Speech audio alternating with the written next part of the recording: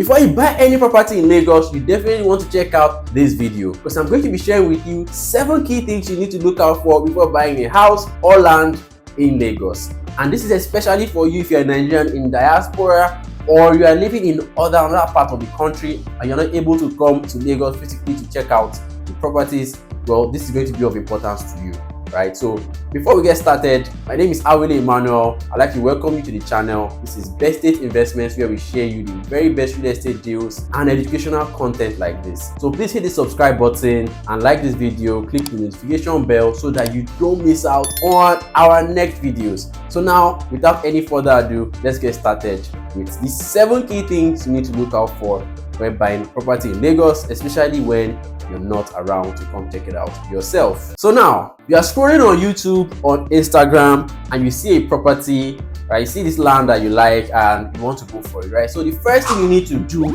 before you even bother yourself, if you find a property that you like, is to research the developer, right? So that's the first thing you do, because a couple of other things will require you time and money.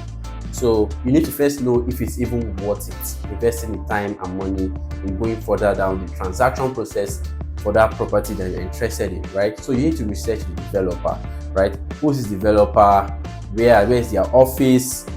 Check out their website, social media handles. You also want to do a social search, right? Check Twitter. You can search them on Twitter or Nairaland. You want to check out what other people have said about this company. If there's anything negative about them, right? Because if the developer is not credible, there's no point going to see the property yourself or even going further.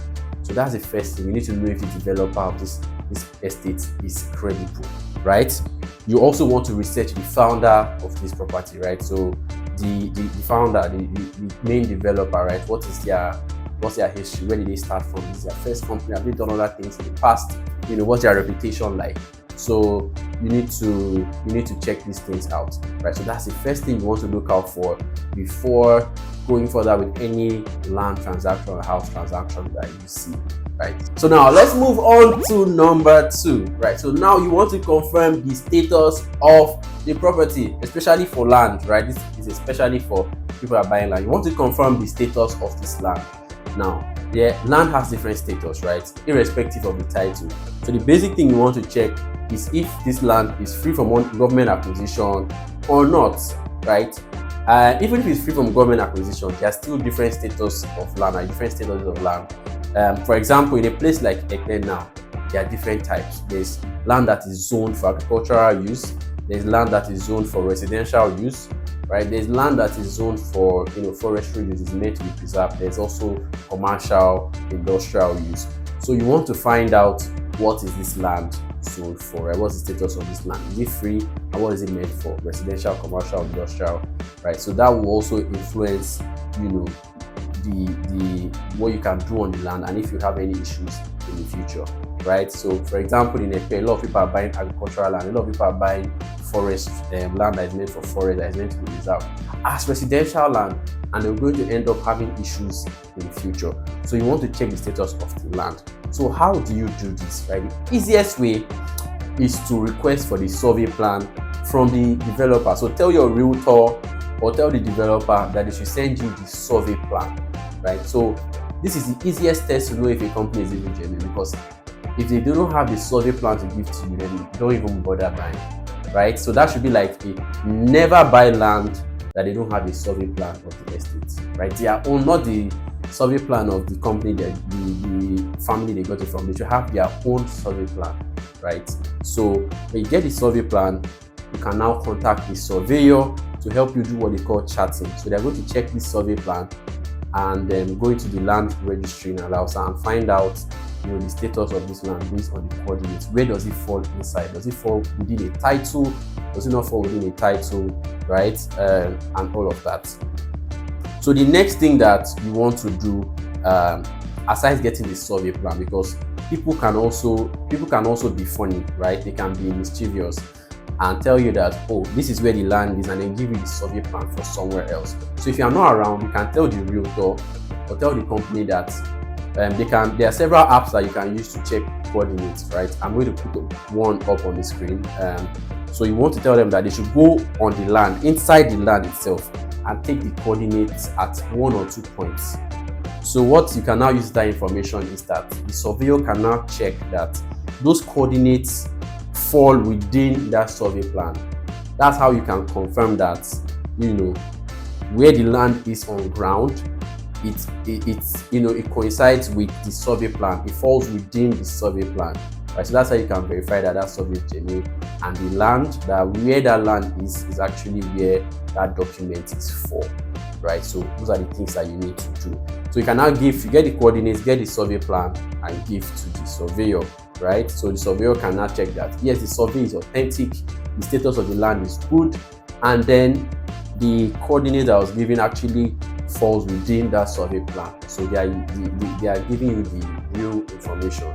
Right, so this also helps when the title, because see, I didn't even talk about title, because whatever title that they say the land has, right, during the chatting, the surveyor will be able to tell that number one.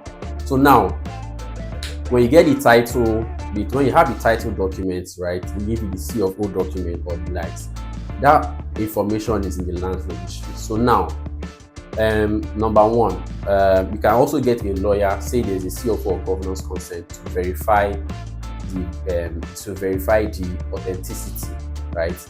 And then what the survey plan will now cross-check is that to make sure that that survey plan falls within the boundary of that title. There are also cases where the land is here and the C of O is here, right? But they are using this C of O to sell this land. So you need to cross-check and make sure that this land falls within that title, right? So that's the whole point of using the survey plan. So that's very important. So get the survey plan information and give it to a lawyer, right? Give it to a property lawyer. Property lawyer can help you get a surveyor, or just give it to a surveyor direct. Alternatively, you can pay a surveyor to physically go to the site, to take the coordinates on site and do the chatting, right? And make sure that all the things we talked about are authentic.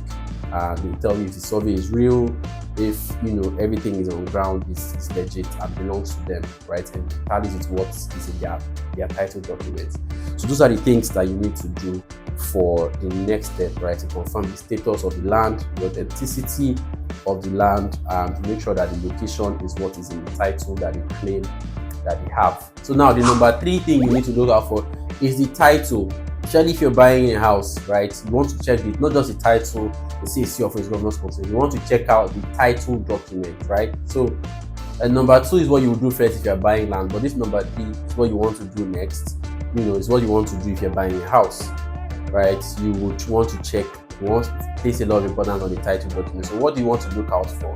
Right, number 1, they say it has a governance consent. You want to get it, there is CFO, get the CFO document, you get the survey plan, right? And you also want to get the, what title document does it have, right? The owner of the house should have a deed of assignment, right? So deed of assignment. In the case of some lands, they might not have a deed, they might not have they might have a contract of sale, right? So that's the documents that they have. But ideally, you want to look out for a deed of assignment. So now, you can now request for it. Not everybody will send it to you, right? They might only send you the front page. They might tell you that, you have to come for physical sighting. But at the very least, if you are buying land, you want to make sure that it exists, right? And then you can get it checked by a property lawyer.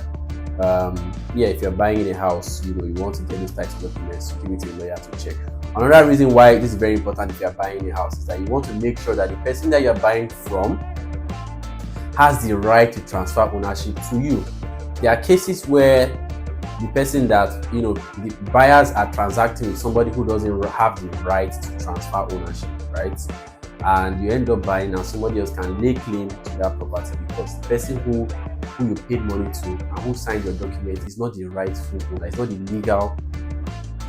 the legal owner of that land. So you did not get the transfer of ownership from the rightful person, right? So you need to take note of that.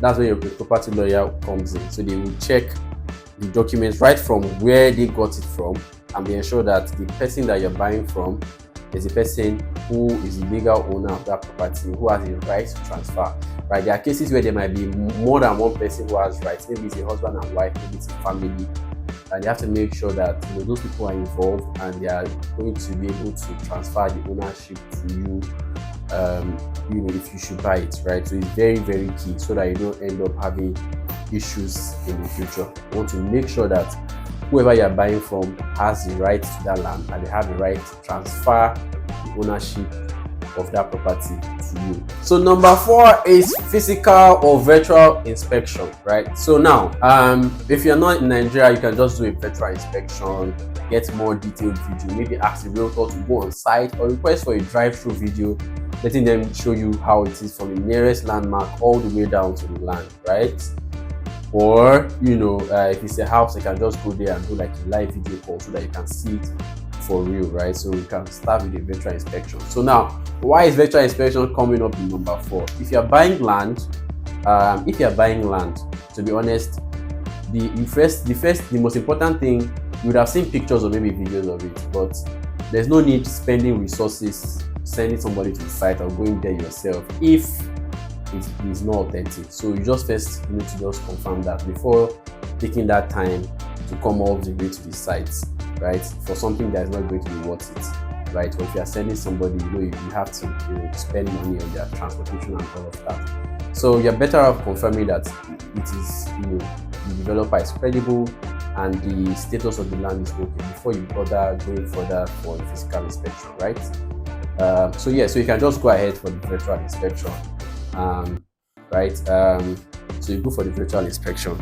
If you're buying a house, you might not be able to get the title documents before inspection. Most house owners would want you to come for an inspection and make an offer before they send you the title documents. So take note in case you request for it and you don't get it, right? So if you're buying a house, that's going to be the most likely scenario.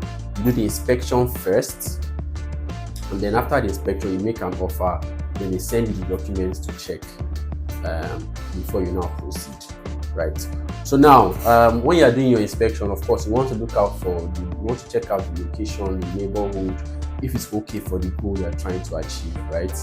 And then, still on site inspection. And one question a lot of people have, especially in Nigeria and diaspora, is, I see people saying that, I have to be there myself to buy. I won't buy land until I'm there myself. Well, the truth is, you can see the way I started from. Inspection is actually not the most important thing. The most important thing is making sure that what you're buying is genuine, because people have inspected its land by themselves and they still end up getting scammed, right? Because if it's a scam property or a property with poor documentation can look very good. You can have a fantastic location, good infrastructure and everything, but the documentation is not legit and you're still going to have issues. But the most important thing is making sure the land is genuine, right? Before you invest. So that way, even if you do not even see it yourself, you know that the land is genuine, and when you buy it, you are the rightful owner.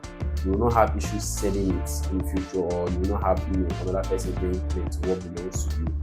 So that's the most important thing, right? So now, it's not compulsory for you to be there on site. Confirm that it's genuine, and from the virtual inspection, it can be enough for you to decide if it's something that you want to go for or not, right? But if you still want to do a physical inspection, of course, go ahead. Especially if you are looking for a land that is ready to build, you definitely want to do a physical inspection to be sure that the neighborhood is okay for you. But if it's just for investment, the virtual inspection is enough for you just to see the location and be sure that it's something that will be promising in the future, right? So now, one very important thing that people will wonder about is, if you want somebody to go and see the land for you, like, who should you send, right? Or if you want somebody to see a house for you, you're not around, who should you send, right? So most people send their family member or their friend. So I'm just going to give you some things to take note of, right, in terms of sending somebody. So if you're sending somebody to check out a house for you or land for you, this person should be knowledgeable about real estate in the first place.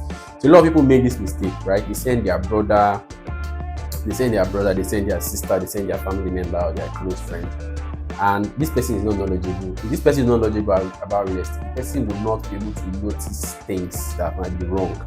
Say it's a house, maybe there are cracks in the house, maybe there are one or two structural defects, maybe there's something, even asking the right question. What's the service fee?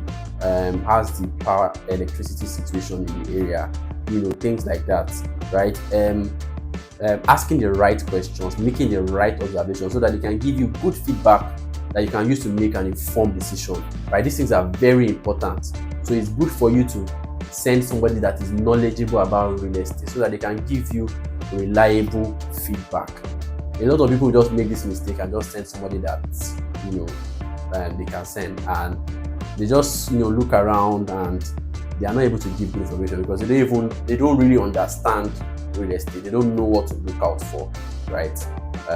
So if you do know what to look out for, you can just give the person guides, and these are the things I want you to check for me. These are the questions I want you to ask, so that way they can give you useful feedback, right? So second of all, you need to send somebody that has your best interest at heart. So this thing is very, very important. A lot of people have gotten scammed, especially Nigerians abroad. They send their family members and then they give this person money. The person will chop the money and they will not see any property, right? A common scenario that I've seen is that, because a lot of people believe that, oh, real estate agents make money and all of that. So you send somebody to come for an inspection, and that person is telling the realtor that, see, I want a share of whatever you're going to make out of this deal, and things like that. So they are coming for that inspection is no longer for your own interest, it is now for their own pocket. And what I've seen time to that number is there are situations whereby someone would, because of for their own interest, and there are people that they don't even want to negotiate. They don't even want to negotiate a cut with the realtor that, oh yeah, you must give me something. They want the whole thing to themselves. So what they will now do is they'll just give you feedback that, I saw that property, no, it's not good, I don't like it. They will just give you the reason why you should not go for it, right? And they will now tell you that, oh, I saw another one close by. Then they will go to that one without the realtor, and so that you buy that one, you get whatever they will get paid all to themselves, right? So scenarios like that happen. So it's important to that's why I tell people, like, it's better for you, if I send it somewhere, pay the person, right? Let the person get something, see fair, feeding, give the person some small cash, so that the person is okay and not looking out for their own pocket. They should be looking out for your own best interest. So it's good for that person to be neutral and looking out for your best interest instead of their own pocket. That way you can get reliable feedback that you can use to make a good decision. So number 5, you want to check out the FAQ, frequently asked questions, or the terms and conditions regarding this purchase, right? If you're buying from an estate developer, they usually have these documents, right, in the subscription form. So you want to look out for the terms and conditions, right? So you want to check out the facilities that are going to be offered to you. Those are the level of development that they will provide for the estate are the things in the subscription form, right? That is what they are agreeing. So you want to check out that, okay, these are the. So you want to look through, look at the facilities that they are offering. You want to also confirm the price, payment plan, also extra charges, right? This is why it's important. That is where you see the extra charges, right? So you want to look into the subscription form for extra charges. So survey, deed of assignment, any extra charges that you are supposed to pay will be spelled out. And be sure to also ask the realtor to confirm that, aside what is stated here, is there going to be any fee in the future, right? So you need to ask so that you know the total amount of what you are paying, right? So you know the total amount. So look out for those terms and conditions, right? Before, if you are buying any property, make sure you read it by yourself. Read that FAQ document by yourself.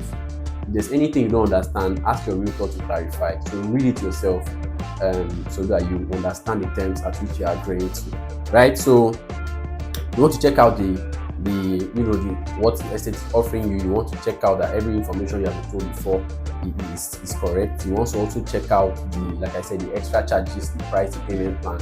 You want to also check out the refund policy, right? So there are some estates, there are some different people have different refund policy, right? So the refund policy is the terms in which you get your money back if for some reason you decide not to continue, right? So you want to find out, what happens if I don't pay, right? What are the criteria for default?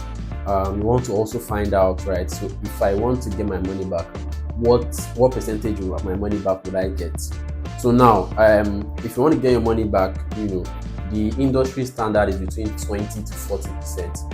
You can't buy a property and get your money back, because there's a lot of marketing involved to acquire you as a customer. Those are administrative expenses. Also the realtor or whoever manages your account. So money has been spent on that, as long as the operating costs of running the business and all of that. So there's going to be a portion that will be deducted, right? You can't get all your money back, but you just want to make sure that it's not too harsh. So the industry standard is usually so most companies will do between 20 to 40%, right? So if you see 50%, then that's a big red flag. So that's the average, right? Most people do between 20. I haven't seen less than 20% before, right? So that means you'll be getting 80% of your money back. So that's a range, 20 to 40% from the refund policy. So it doesn't really affect you if you don't have any reason to pay your money back, right? But if you do, then that comes into effect, right? Things you also want to find out based on the terms and conditions are to, what level of freedom do you have when you want to resell your property in the future, right? Some companies will say if you want to resell, you have to come through us and pay a certain amount of money, or we will get in court if you want to resell, things like that. You need to find out what level of control do you have after you have been allocated, right? Can you sell on your own terms? Like what, yes. Also, terms and conditions. If you are buying to build, you need to ask what type of building is permitted.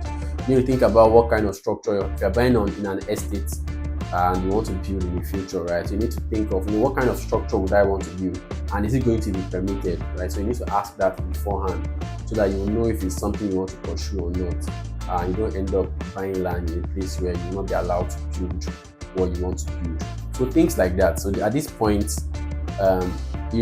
read this document, make sure it's there. There are some questions that you need to ask that might not be in FAQ. So make sure you ask those questions and get those answers before moving further, right? So number 6, now we're going to be looking at the contract of sale, or the documents that you get after payment, right? So now, things like the contract of sale, there are some things that you might not be able to get upfront until you make payment, and there'll also be some terms involved in this document. So what you want to do, I'll just give you a simple trick, right? Even if you want to pay outright, right, just to be on the safe side, what you want to do is you can make an initial deposit, right? Even if you wanted to pay outright, right, make the minimum deposit as a first payment. After that, especially this works if you're buying land, or even if you're buying a house, off-plan house on installments, right? You make the initial deposit, and they will now give you a contract of sale. So now you want to go through that contract. The contract will have extra terms and conditions, right? To state the terms of the sale, between the company and you and all of that. So you want to go through that contract again and be sure that you're satisfied with all the terms there. Because once you sign, it is binding throughout the rest of the transaction, right? So the contract is not something you should be worried about. In most cases, if there is anything you have an issue with, it can be resolved. We've had clients complain about 1 or 2 clauses in the document that they are not okay with, and we've helped them, tell the developer to make those changes, and they were effective. So at that point, you can now go through your contract, right, to check if there's anything you're not okay with. If you're satisfied, then you sign, and then you can move on, right? So, paying an initial deposit first to get the contract is just a safety precaution. So if there's anything you can sign, you can review, and you can make amends before you sign, and then you can now complete your payments, right? So just a safety precaution for you that you can do, right? So that's it for this stage. So this is just so that you can be you can be sure, and if there's anything you're not okay with, it is corrected ahead of time, right? So now let's head over to number 7. These are your land documents, the title documents. This is what you get after the whole process. You finish your payment and all of that, right? Allocation, all of that, right? So this is very important, because I've noticed that most clients, because a lot of our clients are Nigerians in diaspora, like some of you that may be watching, and we usually are the ones that represent them when during allocation, and we ensure that we get client documents. What we've observed is that some companies can be funny, right? They might not provide all the documents, but if you don't know what you are supposed to get, you will take whatever they give you, and you'll be happy because you think that that's what you're supposed to get. So I'm going to give you a breakdown of what you're actually supposed to get. Sometimes for good reason, or not, right? Some of these documents might not be available, but you need to know that you are supposed to get them so that you can request that, okay, when is it going to be available? And you make sure that you get it and you make sure that it is genuine, right? So now, what are you supposed to get? So like I said earlier, you finish making payments for land, for example, or maybe a house from like an estate developer, right? So you're supposed to get your receipts of payments, right? Every single money that you pay, every single transaction, every single transfer you make to them, you're supposed to get a receipt for it. And they should have given you an invoice to show how much is left. Your last invoice should show your balance is zero, finish paying. So you get your receipt, you get your invoice, you get a contract of sale, right?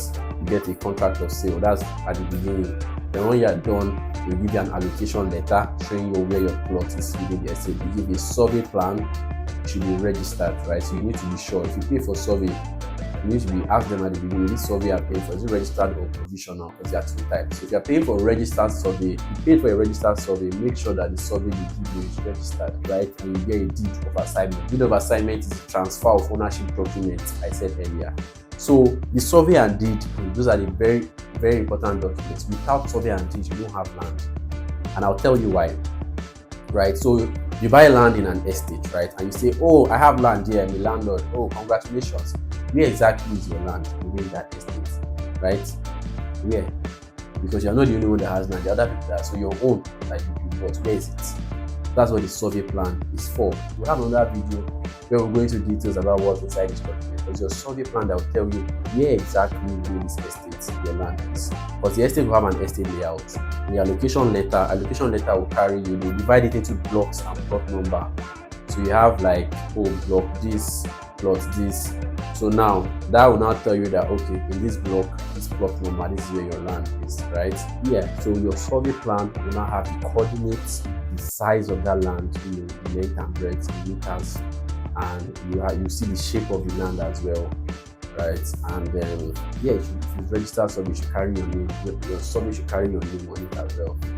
And then if it's registered, you see the evidence there, right? So the survey should have that. And then your deed of assignment is the transfer of ownership document, right? So important for you to have a survey, because if they are transferring ownership to you in the estate, where exactly are they transferring ownership to you, right? So that is where your survey comes in. You will now reference the survey plan. The survey plan has like an ID number. So now be like, oh, we are transferring ownership of this survey land with this survey plot number to you, right? So that way it's clearly stated in the documents. So survey and deed, very important. When you're buying a land or house, you must do your survey and deed, right? So very, very important. So your allocation is not complete without. So those two documents, in some cases, they might be delayed, right? And some companies might not have them as an allocation, but be aware that you are supposed to have them. So make sure they give them to you. Your land or your house transaction is not complete without a survey plan and the deed of assignment, right? So again, I'll go over the list of documents that you're supposed to get, right? Your receipt, contract of sale, invoice, and then your allocation letter, survey plan, deed of assignment, right? So those are the documents you're supposed to get. So have that list down. So whenever you finish buying land, or if you have bought land before and you don't have all of that, you need to call those people you bought from and be like, hey, where is the rest of my documents, right? So make sure you get all those documents, and so that you don't get cheated or you don't leave the process halfway because it's not completed without having those complete documents. So for those of you that are buying fully finished houses, right? If you're buying, houses that were built like an estate, they're built off plan and like that, the documentation process will go like that just mentioned. But if you're buying a fully built house, you will be responsible in most cases for the documentation. So you have to get a lawyer that will draft the contract of sale and the deed of assignment, right? And then you and the developer will sign. You'll also have to do, of course, you will get the seller's documents, right? You get the title documents from the seller, the survey plan, the deed of assignment, contract of sale, all of that, the receipt of payment, all of that. You get those title documents.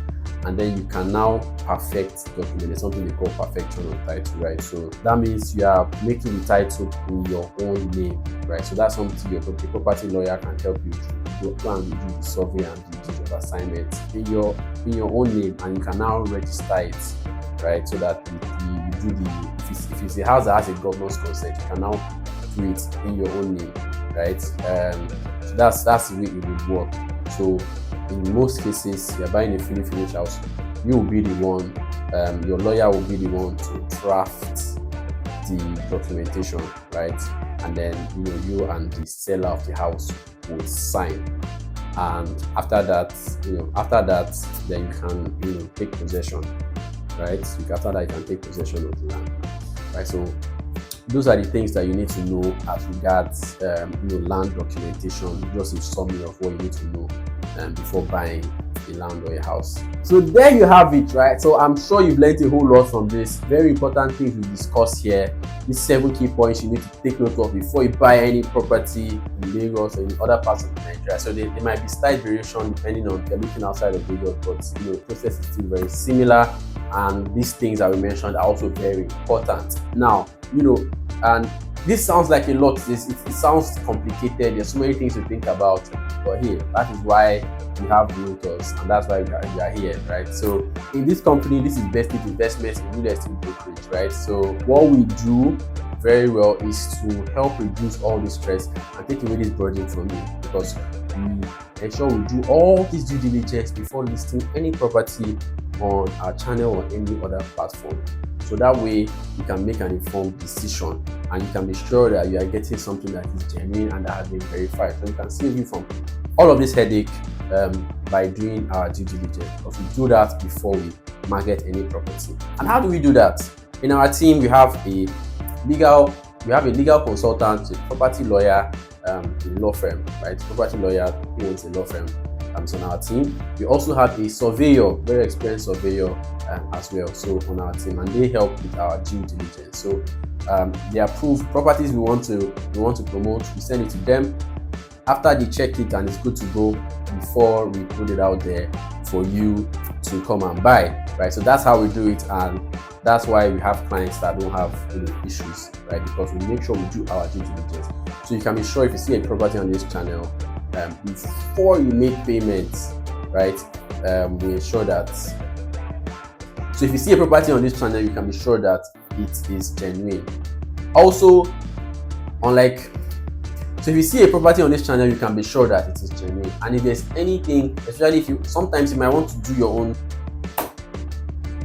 So if you see a property on this channel, you can be sure that it is genuine. And if you want to do your own due diligence, we will do our very best to provide you with all the documentation you need in order to do your own research and do your own investigation, so that you can be sure of what you are going into, right? So that's what you need to know before you buy a property. And if you'd like to see more videos like this, click on the subscribe button, click on the notification bell, and then like this video, right, so that you see when we post more videos. So just go through our channel, check out some verified listings, and give us a call with the numbers on your screen, or send us a message, and we'll be there to help you secure verified properties in Lagos and in other locations that we market. Thank you for watching. I'll see you in the next video.